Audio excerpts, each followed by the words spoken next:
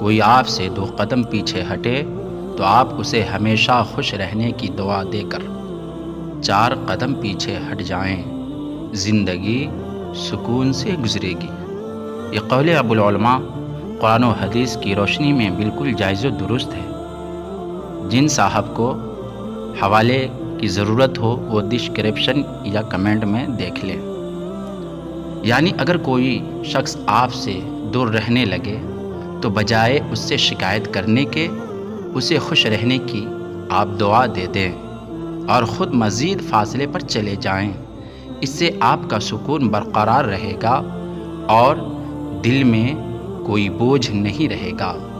ہر رشتہ زبردستی قائم نہیں رکھا جا سکتا ہے، اس لیے جسے جانا ہو اسے عزت اور دعا کے ساتھ جانے دیں، اسی میں بھلائی ہے۔ ہمارا channel new Islamic network subscribe کریں اور ثواب کی نیت سے شیئر بھی کریں۔ شکریہ۔